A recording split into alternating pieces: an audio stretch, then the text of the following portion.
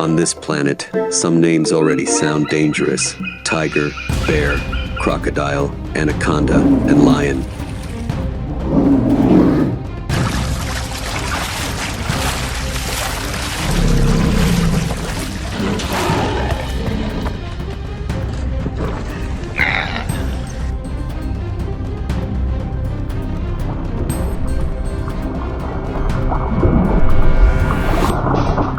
Each one rules a different battlefield, with its own way of hunting.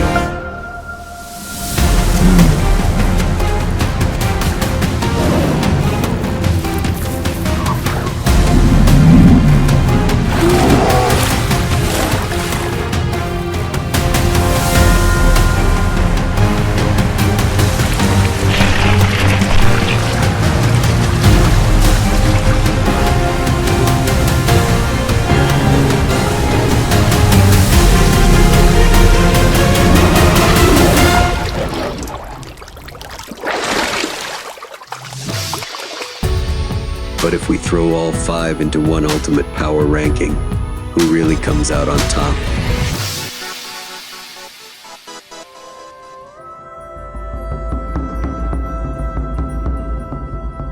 Where the Ganges River meets the Bay of Bengal, the Sundarbans stretch endlessly, an ocean of roots and mist.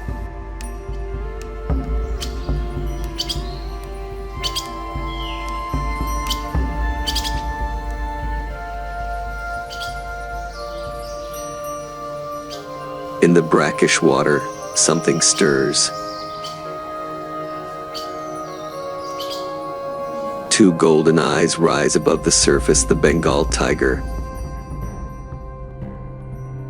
It swims like a shadow, silent and unseen. Even when the forest sleeps, it hunts. Locals say here, the tiger doesn't just walk the land, it rules both water and fear.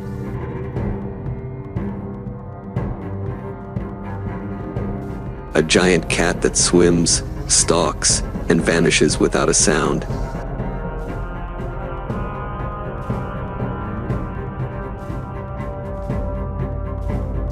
What turned this creature into both legend and ghost of the mangrove world?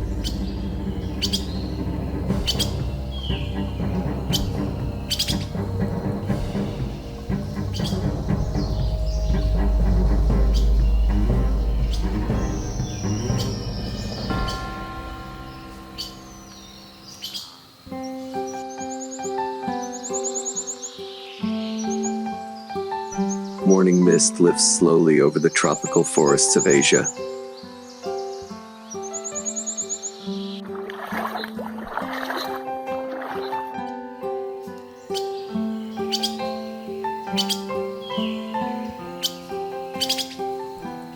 From the thicket, a Bengal tiger emerges. Sunlight brushes across its orange coat, every black stripe drawn like ink by nature's hand.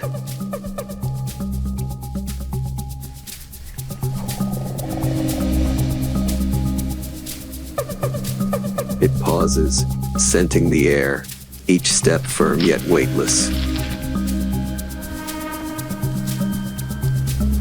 The tiger is the largest cat on Earth. A grown male can weigh over 250 kilograms and stretch nearly 3 meters from nose to tail.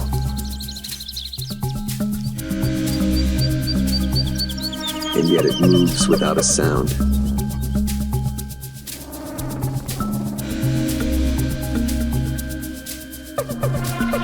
Soft pads beneath its paws absorb every step, turning raw power into silence.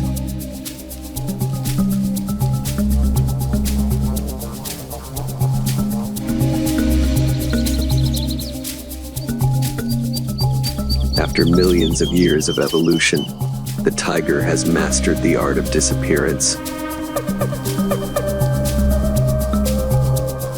Unlike lions, tigers live alone. Each one rules a vast territory, sometimes hundreds of square kilometers.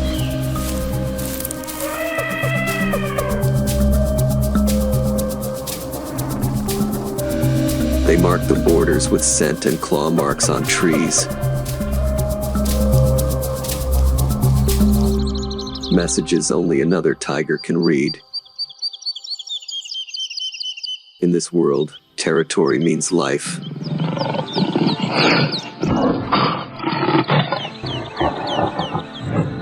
In India's dry bamboo forests, tigers hunt spotted deer and wild boar.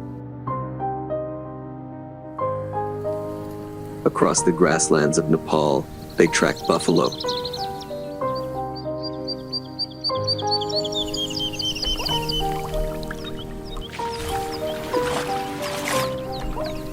And in the frozen valleys of Siberia, the Amur tiger, the largest of all, faces bears in the snow.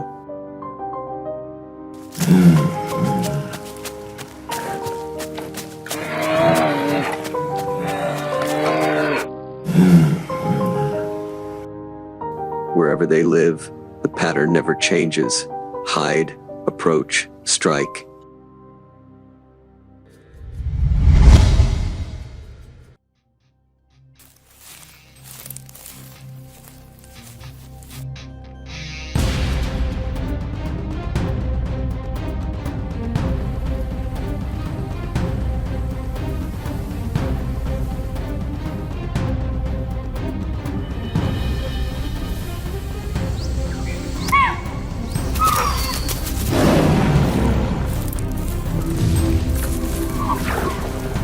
A single leap can launch them 6 meters forward at over 50 kilometers per hour.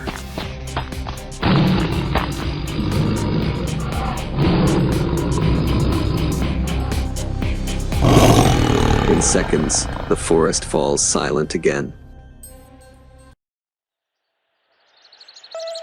But tigers are more than predators. They are guardians of balance.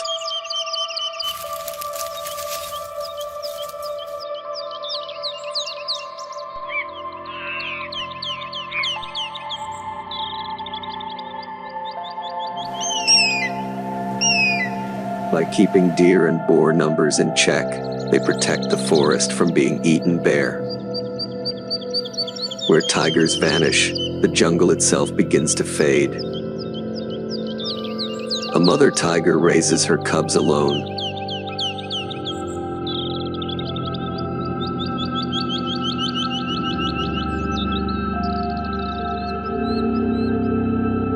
She teaches them patience, stealth, and the rhythm of the forest.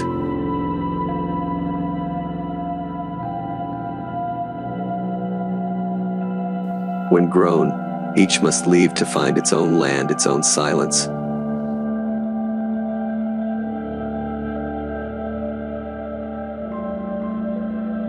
Only about half will survive to adulthood.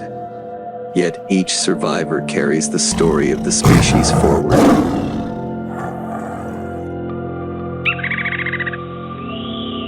Under the midday sun, a tiger cools itself in a stream. Unlike most cats, it loves water.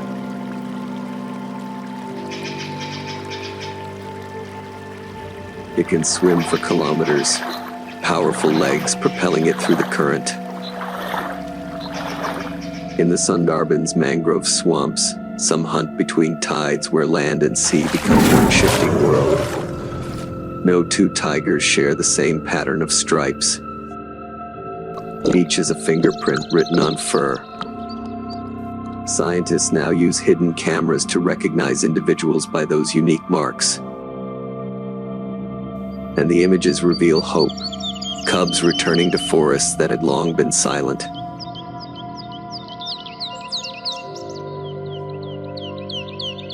Still, survival is never easy.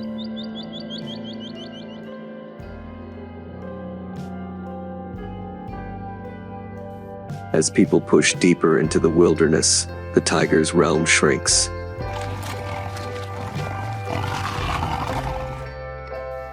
When forests fall, conflict grows. There are fewer than 4,000 left in the wild, a whisper of what once was. Yet across Asia, hope rises. In India, tiger numbers have nearly doubled in 15 years. In Nepal and Thailand, their roars echo again through restored forests.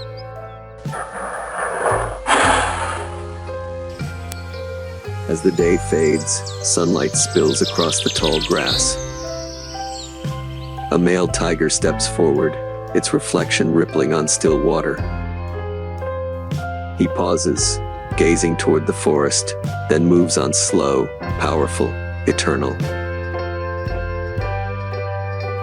He doesn't need to prove his strength. His very presence is proof of nature's power. Where there are tigers, there is life. And as long as that roar still rolls through the forests of Asia, nature still breathes with us. In the wide Hayden Valley of Yellowstone, the morning sun glints on silver-gray fur.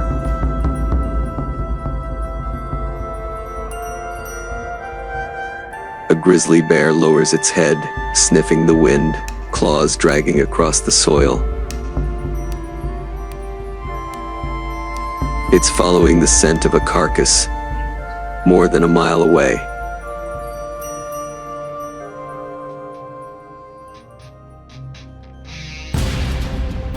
This is not just brute force. The grizzly's sense of smell is 7 times sharper than a bloodhound's.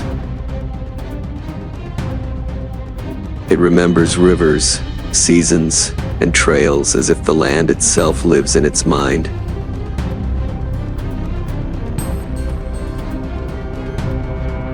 A half-ton beast, yet precise, patient, and almost calculating. How can something built for raw power move with such quiet intelligence?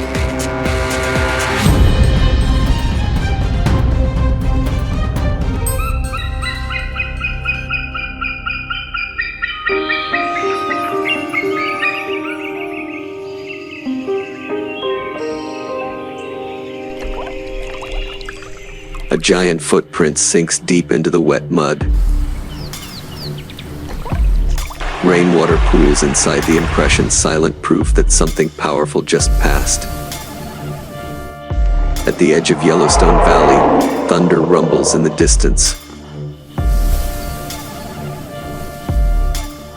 A shadow moves through the mist, each step weighing half a ton, yet silent as drifting wind. The grizzly bear, a creature that doesn't need to chase to inspire fear.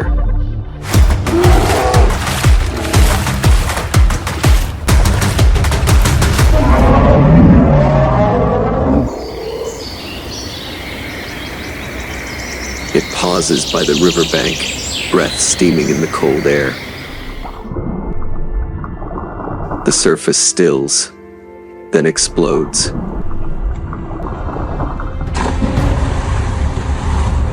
One swing of its claw-precise, explosive turns the water white.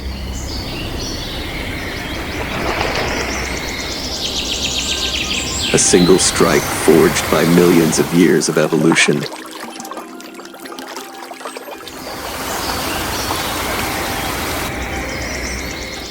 The grizzly is the living emblem of North America's wilderness. From Montana to Alaska, it reigns over forests and valleys.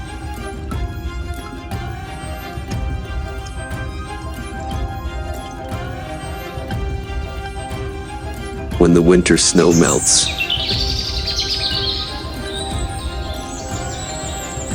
they emerge from their dens after months of hibernation, half-starved but alive.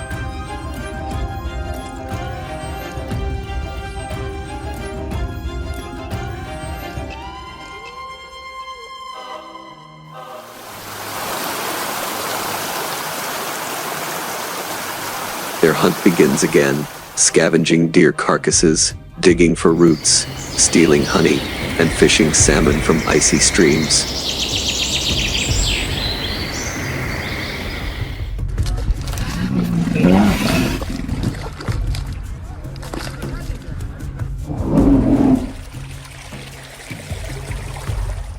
With a nose 7 times more sensitive than a bloodhound's, a grizzly can smell death from over 2 kilometers away, a biological radar built for survival.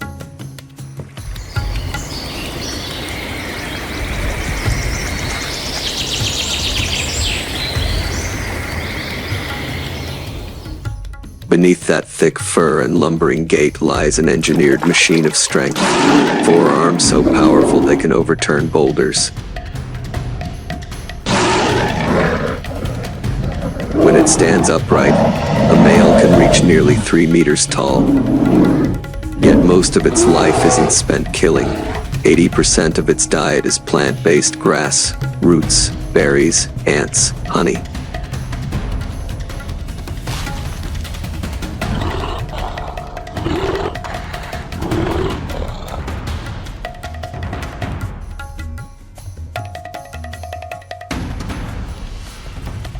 The forest feeds the beast, and the beast keeps the forest alive. Power and gentleness coexist in a single heartbeat.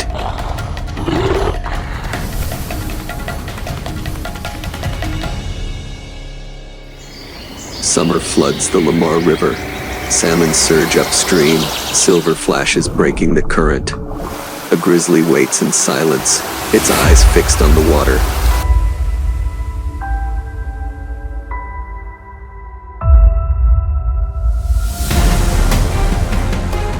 Then movement.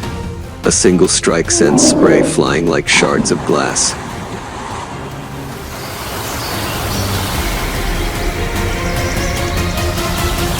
Beside her, 2 cubs watch every move, learning how to hunt and how to fail.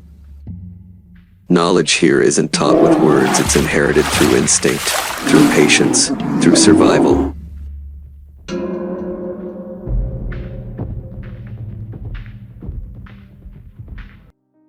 As autumn arrives, the blueberry slopes of Alaska turn purple. The bears feast endlessly, 30,000 calories a day. Their bodies swell with fat, a fortress against the winter ahead. In hidden dens, they enter a deep sleep. Heartbeat slowing to 8 per minute, body temperature falling close to 30 degrees Celsius. Scientists still marvel at how these creatures avoid muscle loss and bone decay for months. A biological secret that might one day change human medicine.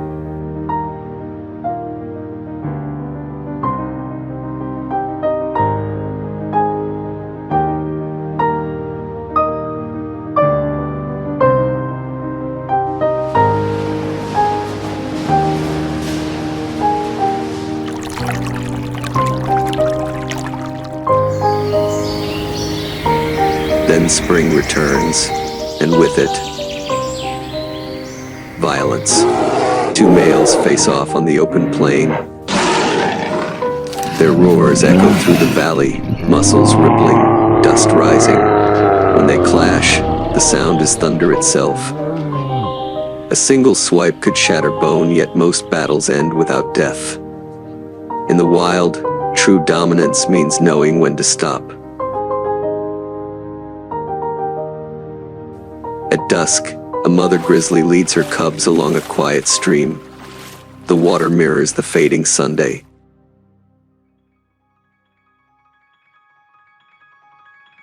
Each step is measured, calm, deliberate. Nature's way of teaching patience: move slow, live long, strike only when needed.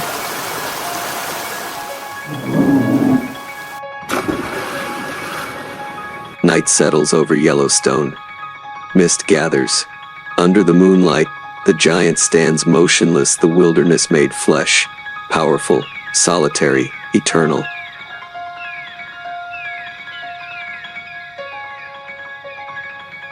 The grizzly's fatal swipe isn't just the strike of a hunter.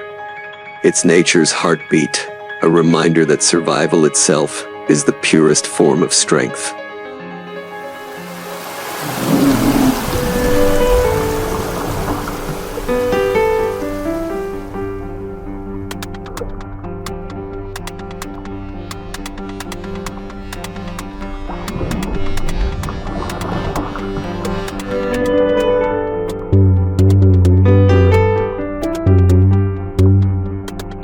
Saltwater crocodile. Salt glands arm it for the open coast.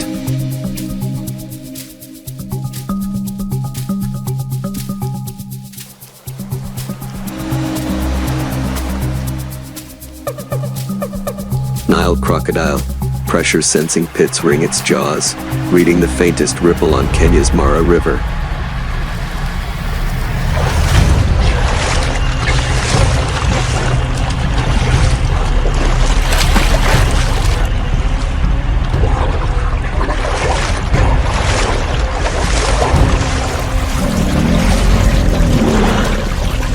Conical teeth to pierce and hold. A skull like armor. Jaw adductors coiled like a spring.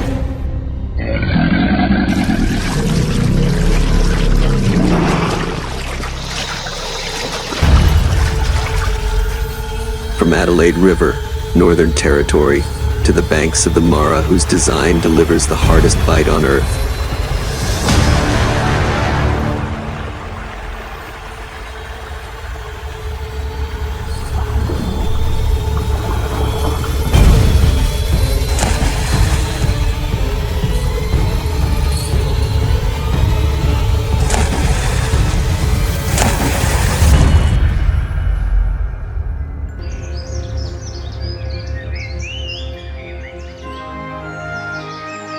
Dawn on the Adelaide River, Northern Territory, Australia.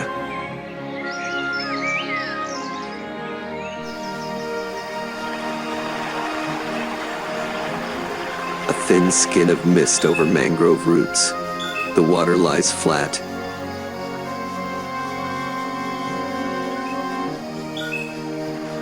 A dark log drifts along the mud edge, only the eyes above the surface watching the cattle track.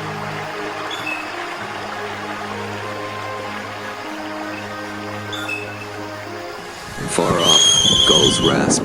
Tide is rising.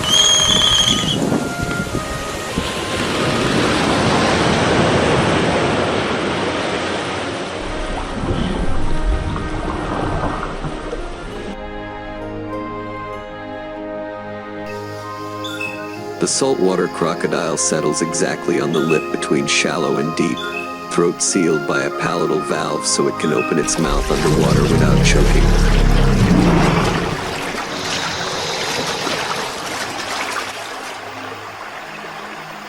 Mud dusts the snout, but the jawline is studded with tiny pressure-sensing pits that read the faintest ripple, a footfall no wider than a breath.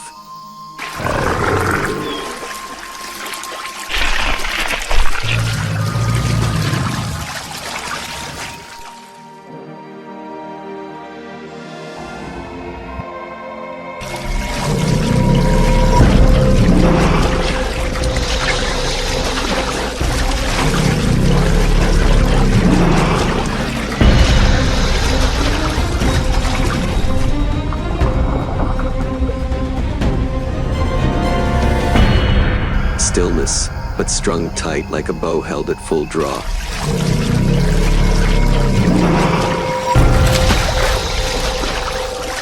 Salt glands in the tongue help it tolerate brine, letting it range from the river mouth to the surf without losing water.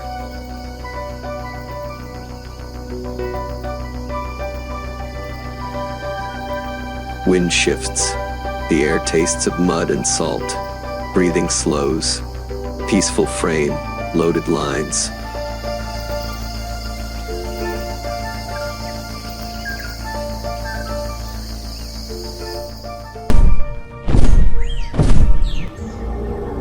Across the continent, the sun already rides high over the Mara River in Masai Mara, Kenya. The sandbank is carved with zebra and antelope tracks. Beneath the brown surface, driftwood backs hold formation in a steady eddy. Nile crocodiles float with bellies up, jaws slightly open to dump heat. No sound.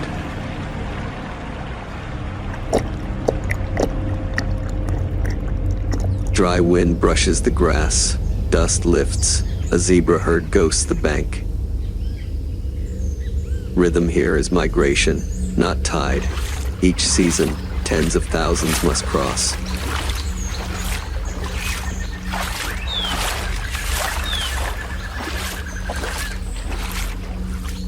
Underneath, jaw adductors wrap the skull like bundled rope. conical teeth stand even and hard. Two far-flung scenes share the same heavy silence. Water smooths the bank. A single leaf spins. Minutes pass. Nothing moves, which only sharpens everything else. A stronger gust rakes the mangroves at Adelaide. Ripples break the glaze. A young feral pig steps down, licking a salt line on rock. The saltwater crocodile drives its tail in a hard crescent and launches, then drops like a spear.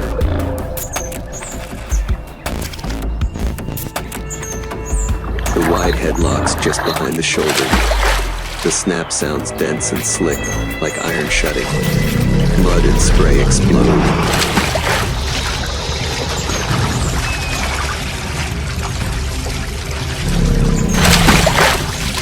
It doesn't chew, it holds, then spins a death roll to tear and ruin balance.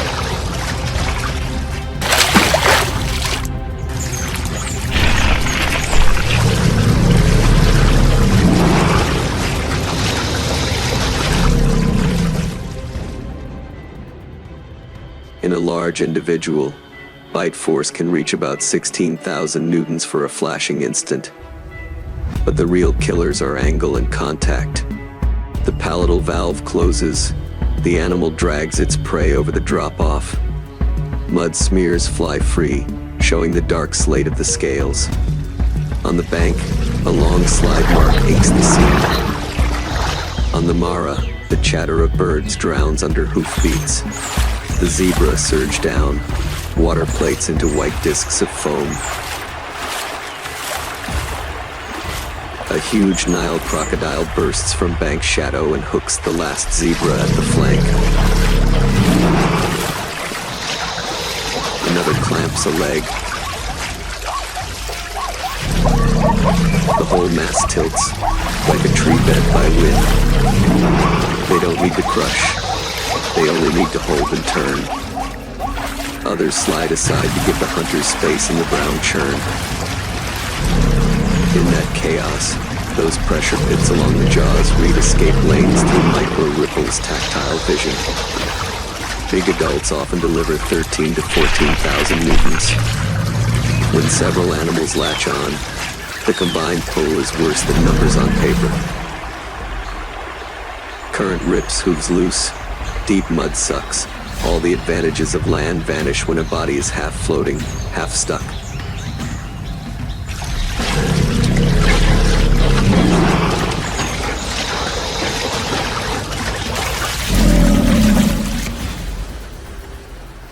A brief rain squall darkens Adelaide's water. The saltwater crocodile has already hauled the kill into a tight eddy where a fallen trunk makes cover. One more roll, the slab tears free and goes down cold. Inside the stomach, small stones and grit help stabilize and grind. The crocodile tilts its muzzle, then hides the rest beneath the log for the next tide to clean. Energy must pay back the days of waiting on near-zero burn. As a cold-blooded hunter, it shifts speed with sun and wind, spending only when payoff is clear. On the Mara, shouting thins into ragged breathing. The zebra sinks. The crocodile opens just enough to change grip without flooding its throat. The valve does the work, then closes and levers again. New arrivals take what's left. There's no law of equal shares, only opportunity. When the herd pulls away, the river calms. Brown circles unwind and disappear. On the sand, a few white-black hairs and bands of foam. The hunt ends as it began, inside a patch of opaque water.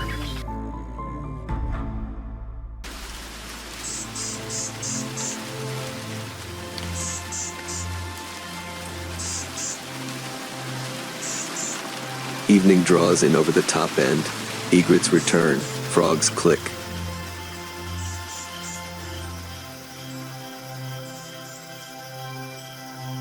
A saltwater crocodile drags up to bask, warming the gut for digestion.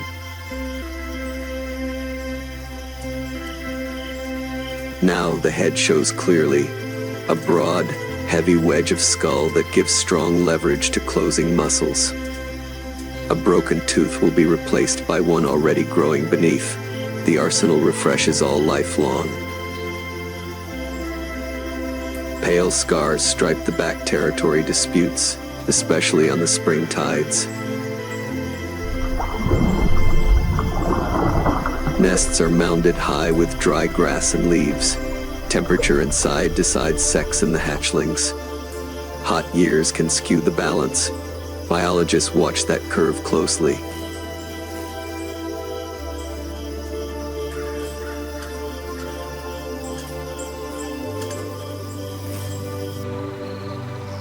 Night on Masai Mara.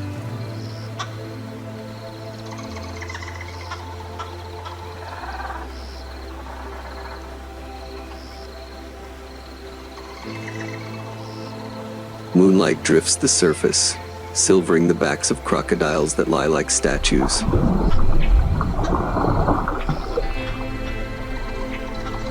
Far away, antelope call each other low, urgent. A ranger's light slides the bank, freezes on pairs of eyes. Rest hours, but not safety. Crocodiles also contest access to the best bends, where fallen trees carve suction and prey funnels. Next morning, the bay near Darwin is calm.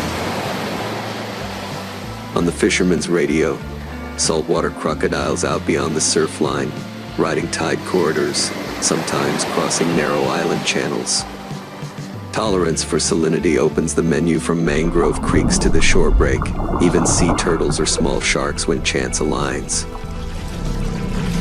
Downstream on the Mara, in slower, clearer water, the pattern flips.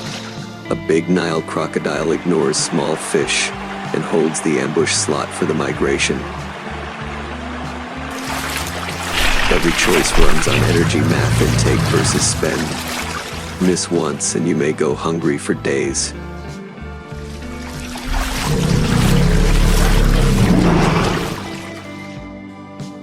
The winner at Adelaide is the saltwater crocodile. Short, decisive bite, heavy force, clean angle. The winners on the Mara are several Nile crocodiles working a moment when current wrecks all footing.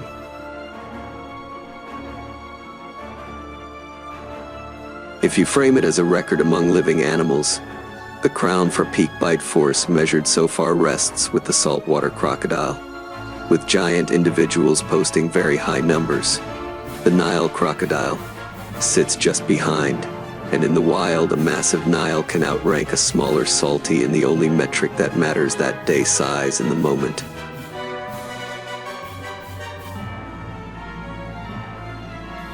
Numbers give us a summit. The field gives us context, body size, bite angle, rock or mud, salinity, even wind. Night wind skims the Adelaide shallows back to glass. On the Mara, dust lifts again, another crossing coming. Two worlds, one hunting blueprint, paired by deep time. In that opaque water, what truly calls life or death, before the jaws shut the bite record on a graph, or the half second of perfect timing the eye can't catch.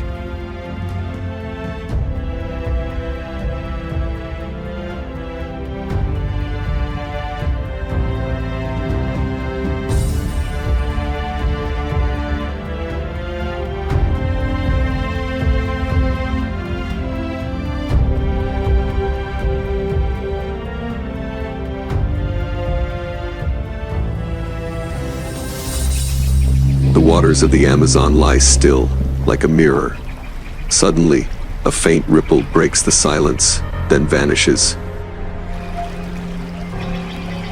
Two round eyes emerge from the hyacinths, cold, unmoving. In that moment, the rainforest holds its breath. Not a stone, not a branch, but an anaconda, the dark giant of the swamps.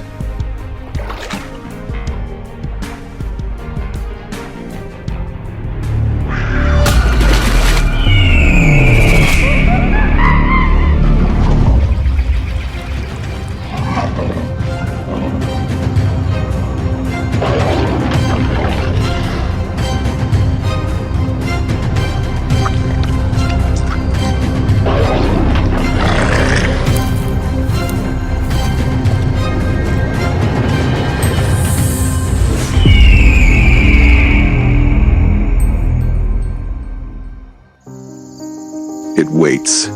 One mistake from its prey, and the river will explode. Who will survive when this giant strikes? In the Orinoco Basin, on the border of Venezuela and Colombia, the first light of day spreads across brown-red waters. A peaceful scene unfolds. Catfish stir below, kingfishers dive like arrows.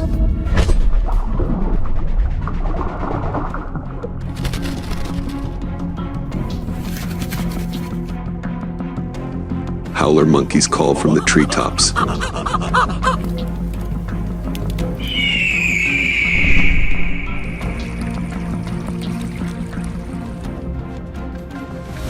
Yet beneath the surface, the green anaconda, the largest snake on Earth, remains motionless.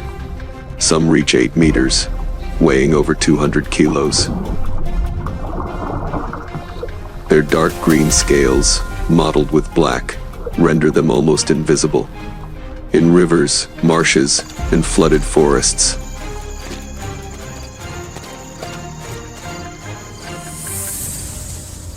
stillness is the ultimate weapon. They sense every shift in the water. The faint stir of a flock of whistling ducks, the splash of a peccary at the shore, nothing escapes.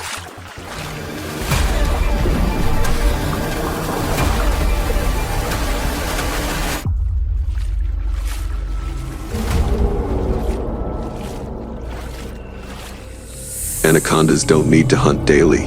One great meal can sustain them for weeks, even months. That is why each ambush is a razor's edge between success and starvation.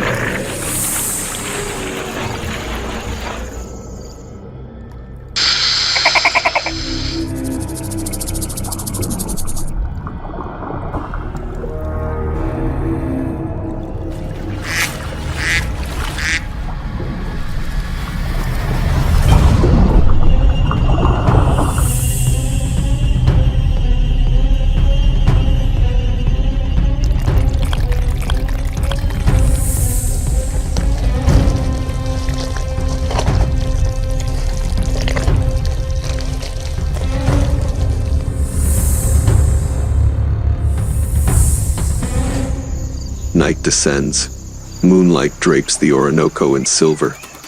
The snake begins to glide out from the reeds, soundless, immense. Its body coils through the dark.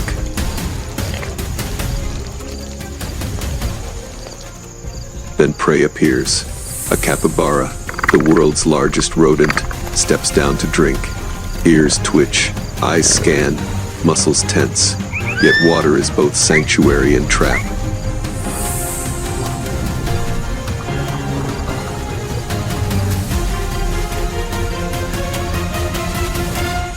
In a flash, the river erupts. The anaconda lunges, coils clamping around the capybara. The squeeze crushes its chest, stealing every breath. No venom, no fatal bite, only raw muscle.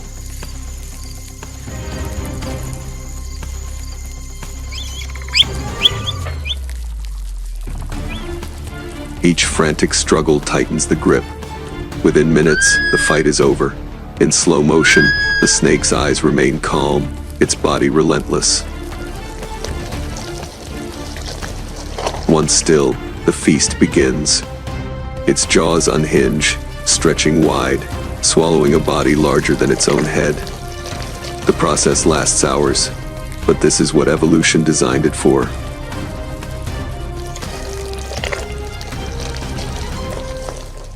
Yet in the Amazon, no hunt is guaranteed. Even giants face danger. In Brazil's Pantanal wetlands, another predator lurks. The black caiman.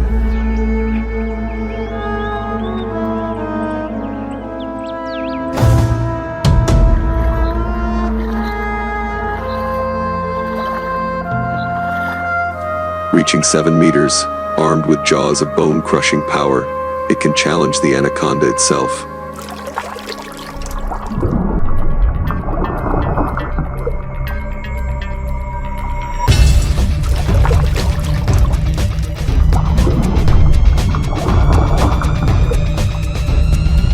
As the snake constricts its prey, A surge of water announces the caiman's arrival. The river churns into chaos. Two titans collide beneath the murk. The caiman snaps, searching for a grip.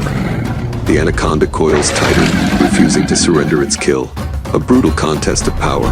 The caiman has bite force unmatched, but the snake has flexibility in water's embrace.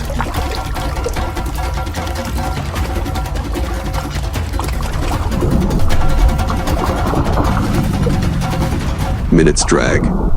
Finally, the caiman releases, sinking back into the depths. The anaconda, still wrapped around the capybara, slips away into deeper, safer waters. Dawn returns to the Orinoco. The sky glows with amber and rose. Beneath the hyacinths, the anaconda lies still, body swollen with its hard-won prize. For weeks, it will not move, locked in slow digestion.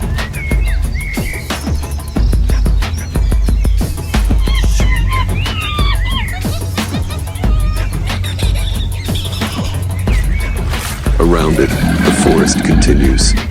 The cries of monkeys, the wings of parrots, the distant bellow of caimans. Yet somewhere in the brown current, a massive shape stirs again. With muscle forged by evolution, with camouflage perfected by shadow, the green anaconda embodies survival. But in this Amazon world where jaguars, caimans, and piranhas also reign, can it truly be the undisputed master? That question lingers, like the endless whisper of the rainforest, long after the screen fades to black. Across the Serengeti plains, dust erupts into the morning light. A herd of gazelles explodes forward, swift as wind. Behind them, golden shadows crouch low in the tall grass. Every leap, every heartbeat holds the razor edge between life and death.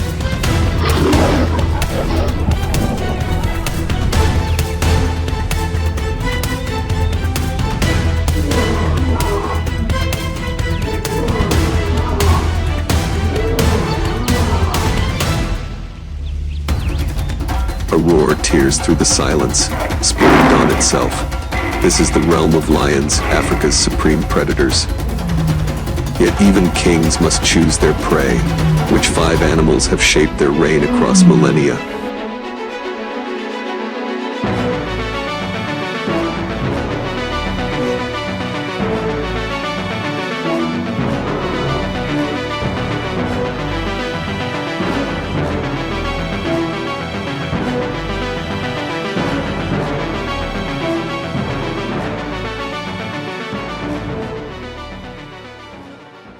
The Serengeti, stretching across Tanzania and Kenya, is one of Earth's fiercest natural arenas. Here lions rule, not by speed or stealth alone, but by unity.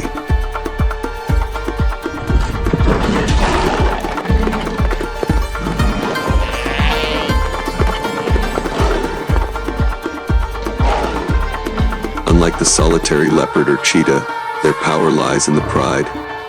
At sunrise, lionesses spread out, eyes fixed on the smallest twitch of movement.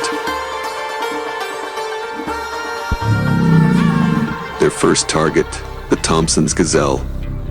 Fragile, alert, only a few dozen kilos in weight. They live in tight herds, wired for flight.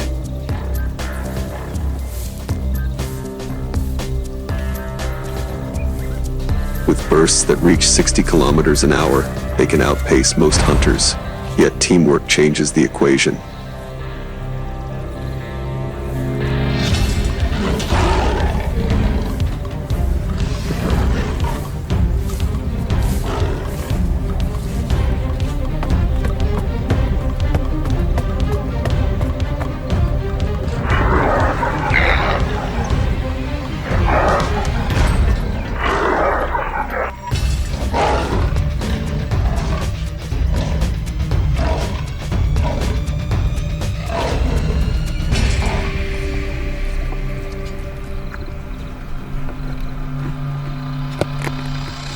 A juvenile straying too far, and elders slowed by fatigue, those become the meals that sustain a pride generation after generation.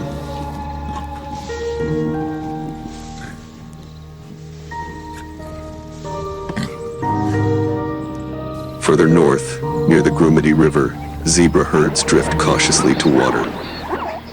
Black and white stripes blur into dazzling confusion, a living illusion. But isolation breaks the spell.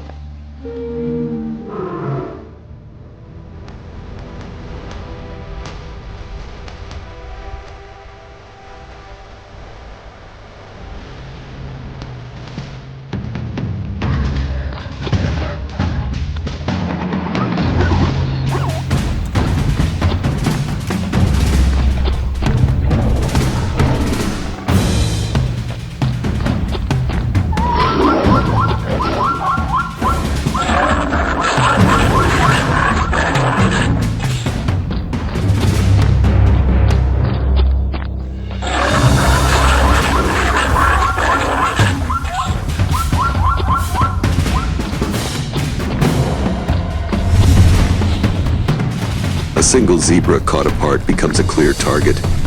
They're powerful creatures, one kick can shatter bone.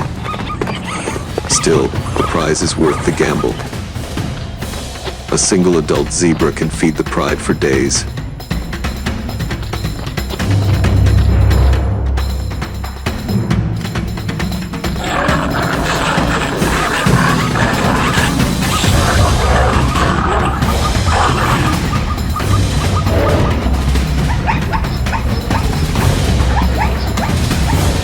Making the risk one lions return to again and again.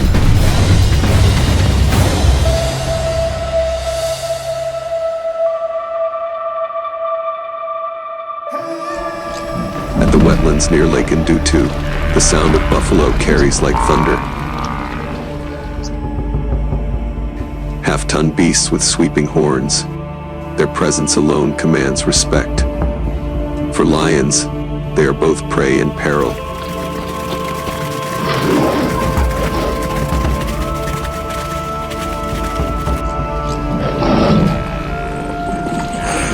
Kill requires coordination. Some lions harass from the rear, others circle to block escape. But a single misstep invites disaster. A charging buffalo can cripple or kill in seconds.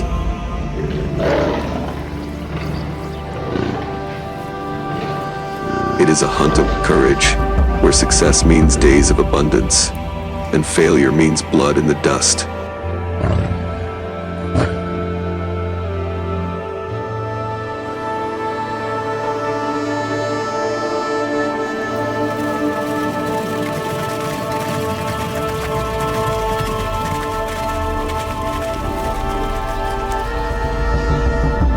Night falls over Serengeti.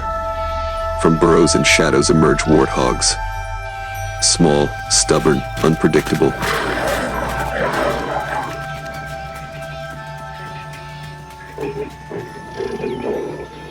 They dart in zigzags, tusks flashing, diving for safety at the first sign of danger. For lion cubs, warthogs are training ground fast, fierce, and wily. For adults, they are quick meals, crucial when larger prey is scarce. Their risk is lower, their reward smaller, but in the rhythm of survival, every catch matters.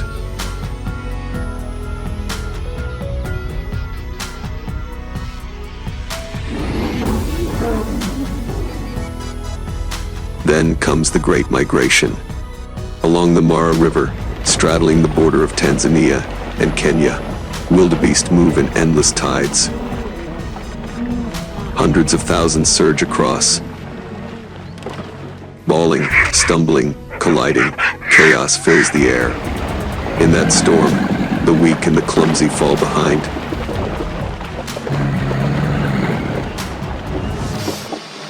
Lions wait.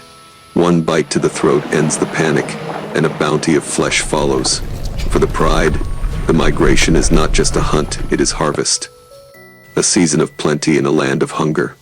Hunt after hunt, victories mingle with defeat. Lions succeed only about 30% of the time. Yet persistence, patience, and teamwork have kept them atop Africa's food chain for millennia. Overhead, vultures spiral down.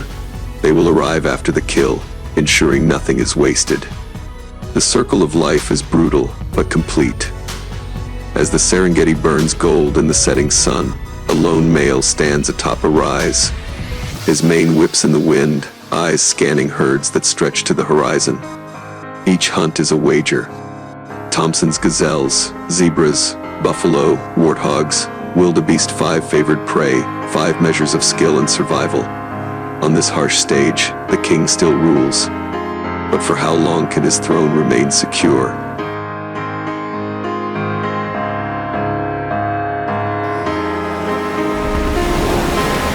Off the coast of Guadalupe Island, Mexico, the ocean is calm, almost still.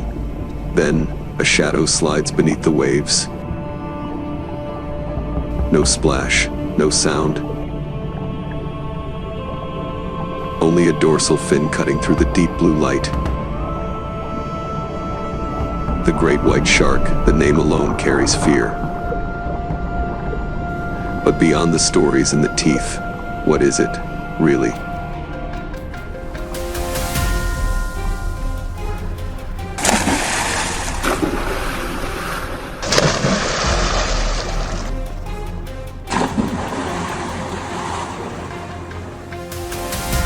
A heartless predator built to kill, or a masterpiece of evolution? A survivor from the age of dinosaurs still ruling the seas today. Beneath the cold waters of the South Atlantic, a shadow moves in silence, massive, ancient, patient. The great white shark, a predator that has survived for at least 16 million years, remains one of nature's most refined designs for power and precision. No roars, no claws, just pure efficiency in motion.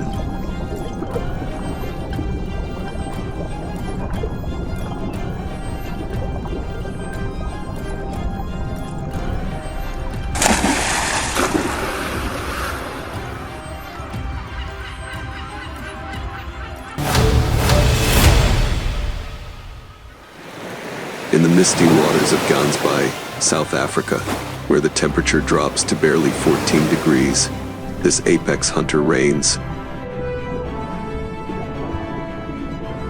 Its torpedo-shaped body, more than 4 meters long, slices through the sea with effortless speed. Each stroke of its tail sends it surging forward, accelerating past 50 kilometers an hour, an underwater missile built by evolution.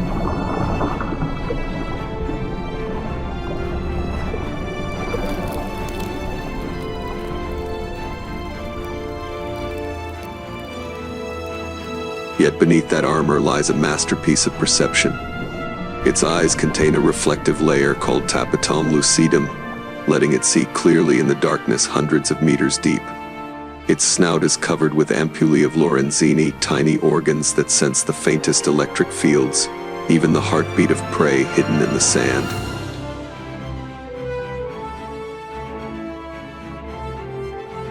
Where light fades and color dies, the shark reads the sea through smell, vibration, and electricity.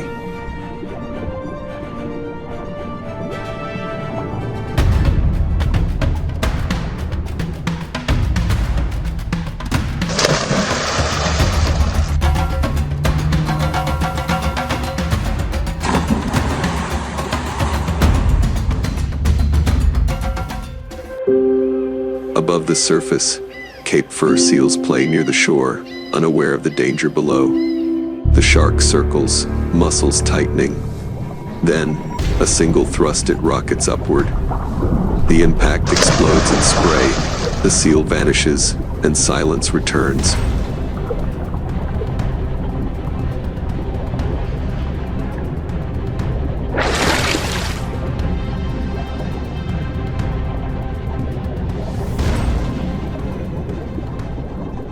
This vertical strike, known as a breach attack, is the great white's signature, swift, brutal, and breathtakingly precise. Filmmakers may wait weeks for one perfect shot, because the shark never wastes energy.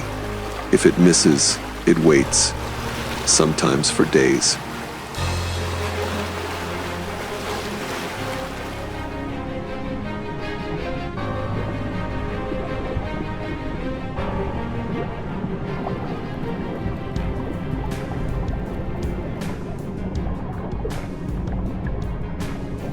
When not hunting, the great white is a wanderer.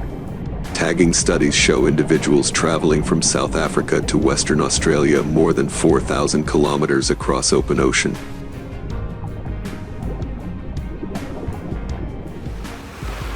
Once thought to be cold-blooded, they are now known to regulate their body temperature, keeping their muscles warm even in icy depths, a rare trait among sharks.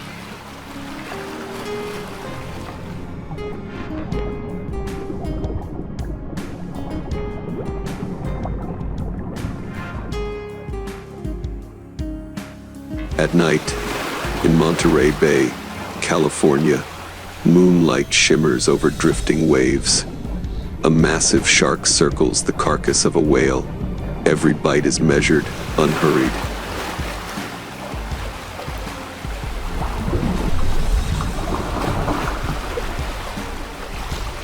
With a bite force close to 2 tons, it could crush a sea turtle with ease. And yet, it eats only what it needs. No frenzy, no waste, just balance.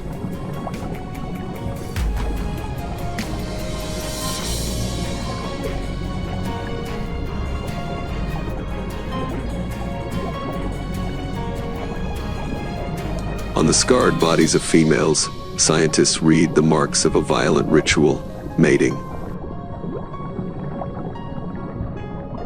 Males must bite to hold their partners, often leaving deep wounds.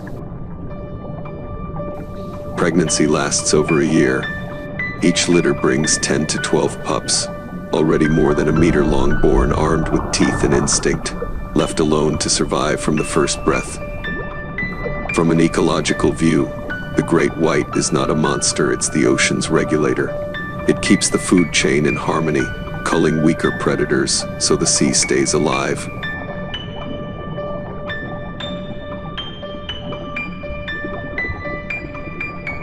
When sharks vanish, everything unravels. Kelp forests collapse. Species explode out of balance. The killer is, in truth, a guardian. And yet, its perfection has become its curse. Tens of thousands are killed each year for fins, jaws, or by fishing nets. Their slow reproduction leaves them defenseless against human greed. Even with legal protection, their numbers continue to fall.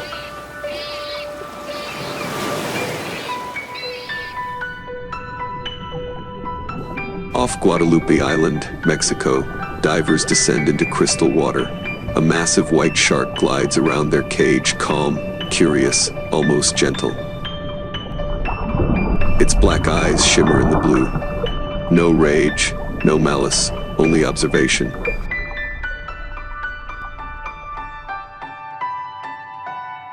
In that shared silence, the distance between fear and understanding fades. It is not a monster, it is a relic of evolution, a survivor sculpted by time. As its dorsal fin disappears into the deep, the ocean exhales once more. Waves smooth out. The sea returns to quiet. The great white, feared, misunderstood, and magnificent, remains one of nature's greatest paradoxes.